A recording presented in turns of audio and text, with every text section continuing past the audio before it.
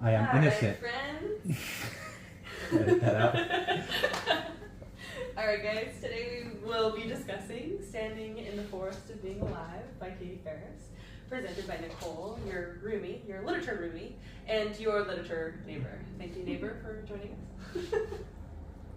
You live here? Okay. What do? I sit in lectures and listen, because I'm a student. I take notes when I feel it's pertinent to any upcoming assignments. I break apart and reform poems and novels. Lines for poems, chapters for novels. You may be wondering, what is literature? Literature is defined by the dictionary as written works, especially those considered of superior or lasting artistic merit. But for me, literature is not some fancy schmancy words listed above. I consider literature to be voices of unheard or voices that are not that present, but totally should be in the world of literature. Good answer. Good answer. Go away. Now, for today's reason for presenting is we're going to be analyzing a poem together, and I really felt like you guys should know what analysis is. So, by the dictionary, it is a detailed examination of the elements or structure of something. But as a literature major, we look at themes, ideas, meanings behind text, symbols, and their motifs. And it kind of how it adds to the context in which it was given, if that makes sense at all. Now, we're going to get started, but are there any questions for me? Yes. What is a motif? You got me there, bud. I'm pretty illiterate, so I don't know what that would mean. I believe it is a repeating theme. I believe you could be correct. It sounds about right in my head, but I don't know. It depends on what you meant by that. It has different definitions depending. So for literature, what would be a motif? Just type in motif in literature. Oh.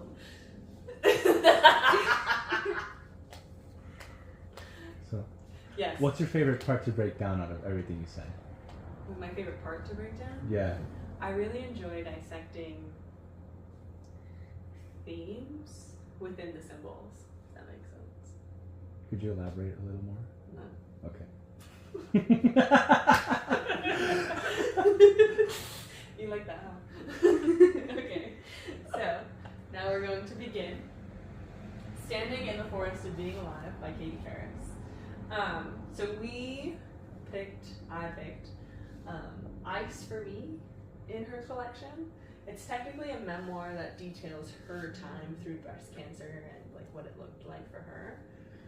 So this one was really interesting to read, but hearing her read it as well was just as impactful and if not more powerful than just reading it by myself. So, Ice for Me. Some say the world will end in fire, Robert Frost. But if it's not cancer, it will be ice for me, Robert.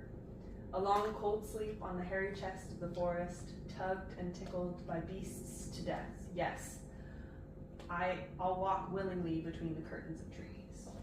Now, here comes the fun part. Let's go ahead and dissect this poem. I will always and forever start with the title. So based off the title, what do we think the poem itself could incorporate? Obviously the forest.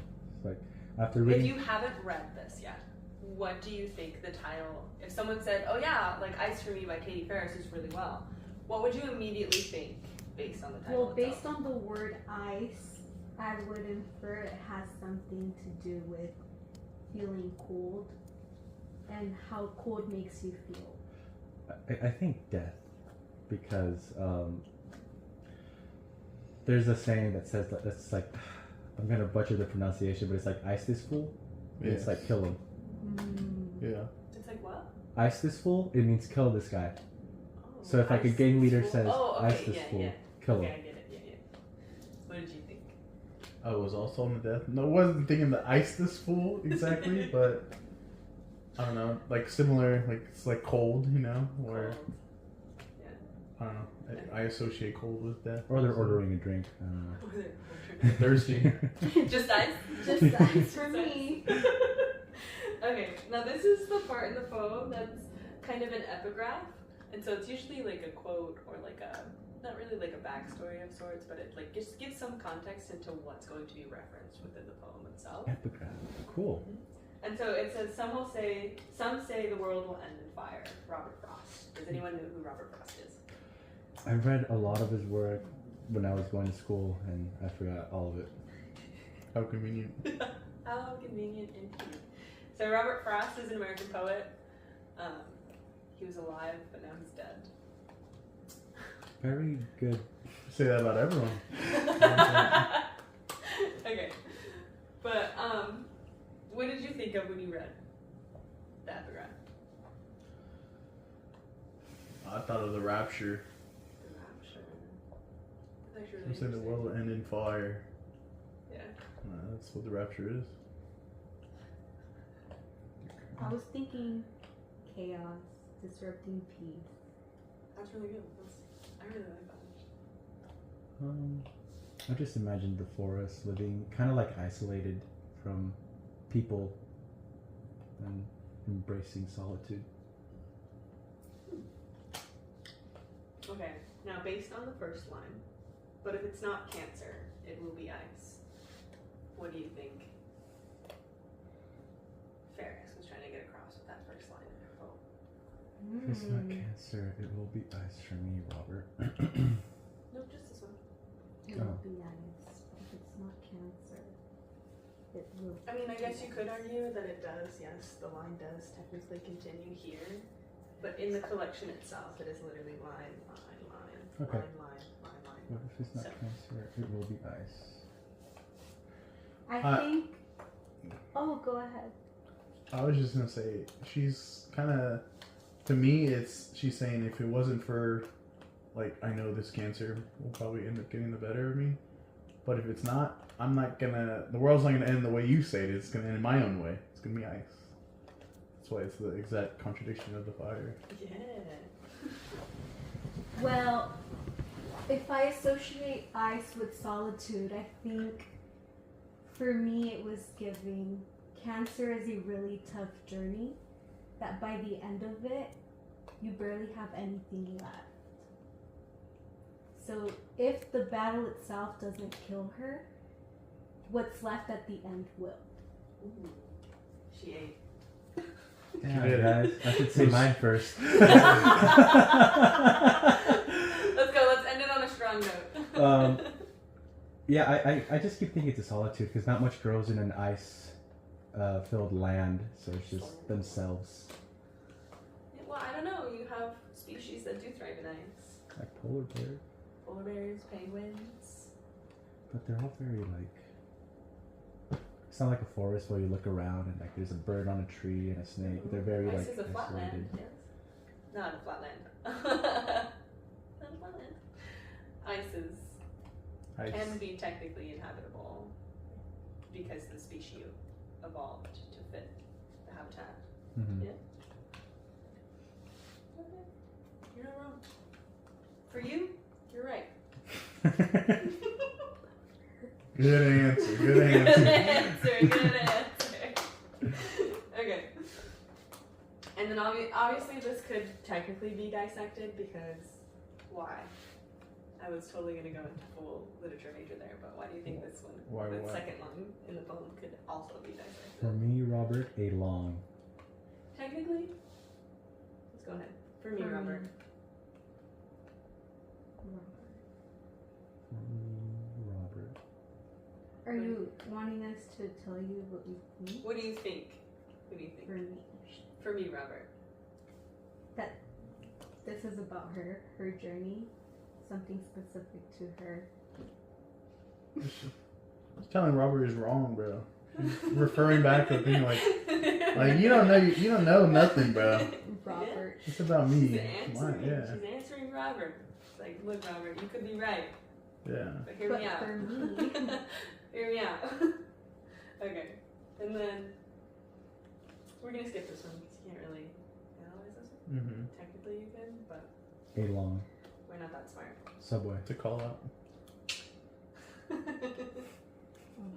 Okay. Cold sleep on the hairy chest. What do we think? Sasquatch. Sasquatch. In a forest? Come on. Yeah. If we're not considering the bottom part, like the forest part. If we're Yeah. literally just going line by line, and then we're gonna pull together the. dude, I Yeah. keep thinking of only that line, so I get so confused when you relate it to the forest. Yeah. I'm like, what? We'll see. I'm like, whoa. She's on the assignment. Forgot. So Sleep cold on the sleep. hairy chest. On the hairy chest. Okay. Honestly, Let me approach it this way. So in the first two lines, we already have ice and a response, right? Cancer, ice. Those two are technically connected because cancer is cold, except for the chemotherapy. I have read reports where it's like, oh, the chemotherapy feels like it's like fire in my veins, but the rest of me feels like ice, kind of thing. And then she's responding to the fire within the epigraph itself because it's just Yeah. from Robert Frost. And then cold sleep on the hairy chest. What do you do with ice it melts. in global warming? Yes. And with the sun. Cold sleep on the But cold sleep on the hairy chest. The libido of the. How Look it would up. you bring it into the top? How would you tie the third line Cold to the sleep. first two lines? She will. If she's dying. Because If it's like. she's done, yeah. Because it's like it. So because it will be ice that's referring to her end. So cold sleep could be referring to that. And then on a hairy chest has me puzzled. As you puzzle, why? I'm not quite sure Yet. yet what it's referring to. Is it referring to her loved ones? That cancer takes away more than just you, but it takes something away from the people you love. Quite possibly. If that's how you read it, it could be. For me, it's right. For you, it But only for me. Yes. That's how we do. That's how we do. I was gonna say just isolated that one line to me. It makes me think of like a couple sleeping together, and I like a cold room at night. So it's like it's a cold room, but obviously you want to stay warm, so you're on a hairy chest. So it's that contradiction again of cold yet warm, right? Like the fire and the ice. I don't know. That's Correct. Correct and correct. Let's go. Notice your correct was slightly rushed. Yeah. Whispered it to lower tone. Okay. I'll take it. Alright, line 4. On the forest, tugged and tickled. What do we think? Of the forest. So I can say we are bringing in a new theme by this line. In long cold sleep on the I- hairy chest. So at this point in the analysis, could we start drawing from the previous lines, or do you Yeah. still want Yeah, us to so- focus on a single line? Technically, I want you to be able to dissect the fourth line right now before you tie in the first three. Okay. But when you go line by line, it makes the like analyzing a little bit easier.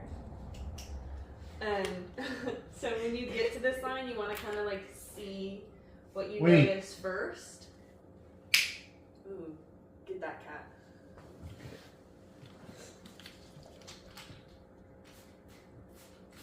You don't care no more. Yes. So of the forest tugged and tickled, I think of forest as like a very peaceful place, but then it's also contradicting itself with tugged and tickled, and it's kind of like the trials and tribulations. Like I don't know, I kind of still bring it back to the previous lines were still something and then kind of contradicting it, and it's like forest, like a peaceful place, but tugged and tickled, that's not peaceful. So Yeah. I really like how you brought that in. The contradiction. No, I'm serious. Like the trials and tribulation. I like that Seriously, it's like- talking about like not just the good but the bad. There's always going to be the two. I like Like, that. obviously for this one, it's uncomfortable and uncomfortable. Either way, you know? Yeah, I mean, yeah. It has to be. But one, you know, But hey, Tug- like lesser obviously, like two the devils, trial, right? the trial is here. The tribulation would be the ice. The tug part kind of makes me think that she's being drawn to places that she wouldn't go there out of her own free will. And I guess it's like experiencing cancer, no one wants to do that, so that's kind of referencing like she's being tugged. Mm-hmm. yeah. I like the connection you made with being tugged in. Tickled. I do too. Okay, so going off the question from earlier, how would you tie line 4 into the first 3 lines?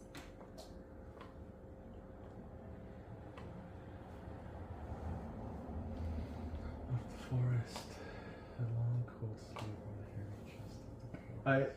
I would tie it in because I think the whole up to what we've read, she's basically like kind of how I said earlier. It's if the cancer doesn't get me, I'm going out on my own way, you know, and she's talking about a cold sleep on the hairy chest of the forest, tugged and tickled, and to me that's like saying like, you know, she's able to kind of still do what she wants to do, even though like obviously the cancer was a big, you know, hurdle that she, you know, has to get over, but she can still have some control over her life, and it's not like she's being controlled by the cancer anymore. She's able to do what she wants to do. It might not be an ideal situation, right? That's what the tugged and tickled is, you know, the ice factor of it, but she's at least sleeping on the hairy chest of the forest. You know, I really like that she talks about forest, and if you tie it into like the beginning, it says it will end in fire. So a lot of forests suffer from fires, and it, you know, it kills the habitat for many. Yeah. Mm-hmm. So I don't know. Based off that, it makes me think she's going into the unknown, and then what you think that would most likely kill a habitat or the entire forest, it's going to be something else. Something devastating. Mm-hmm. Yeah. No. It's okay. And then the 5th line, by beasts to death. What do we think? The line individually, and then we'll compare. By beasts Are we including yes? of death. Do you want to include yes? Semicolons, technically, that's not. I feel like it adds more. Include So the then- yes. So then, let's go into the 5th line. By beasts to death. Yes. By beasts. I think there she's embracing the fact that this is going to be a difficult journey, and she says yes, and she's willing to face them head on. She's not afraid. Yeah, it's acceptance. Oh, I totally agree with what you said. It's acceptance. Embracing. That's why I think the yes adds so much more than By just beasts definitely to by death. beast to death. Yeah. Yes. Now, how do you feel like you can see that through here, the first 4 lines we've done so far? See what, the acceptance? Or like the journey, like can you see the journey? In the literature itself, like can you see the journey from the first 5 lines? Yeah, because again, it kind of goes back to what that same theme that I've been saying, where she's owning her own destiny, and she's saying, "Yeah, this is now a part of me, and whether it's the thing that's taking me out or not, I'm going to do what I want, and everyone's gonna have an expiration date at one point, you know." Yeah. So I know it's gonna be tough doing what I want to do anyways, but I'm still gonna keep doing it. Any disagreements? Are we still on the beast line? Yeah. And seeing how We're on the it first fits? 5. Okay. The journey. Oh, I thought you said for the 6th. Sorry, I went ahead a little bit. You're good.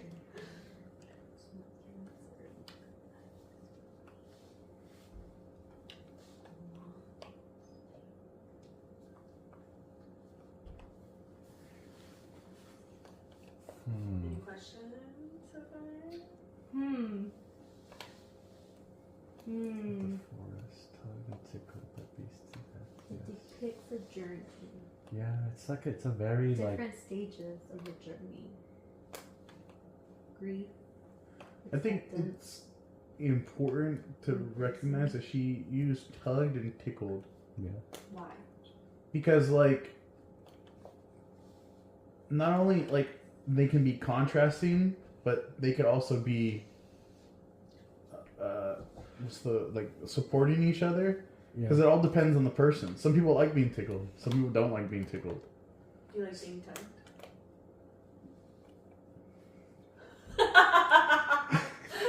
Look. No. There you go.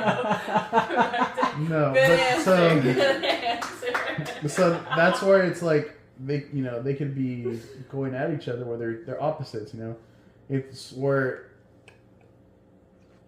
like just because something's a bad thing doesn't always mean that something good can't come out of it. Yeah. So that's where it's like the tug and tickled. Like there's ups and downs about this. Yeah. Would you rather be tugged or tickled?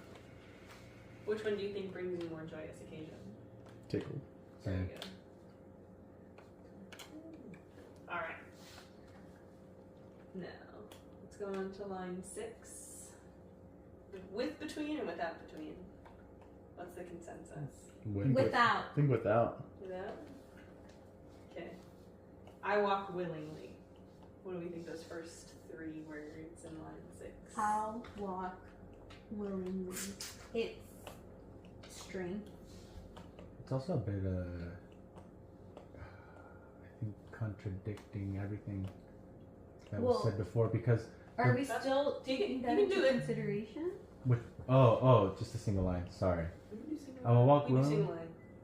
Yeah, then yeah, I agree. It conveys like just confidence, strength. I'll walk willingly.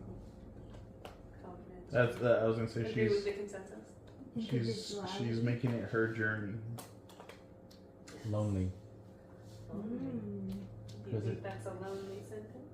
I'll walk willingly. Because there's like will walk willingly or I'll stand with my. There's nothing of that nature. Just they're taking a lonesome walk.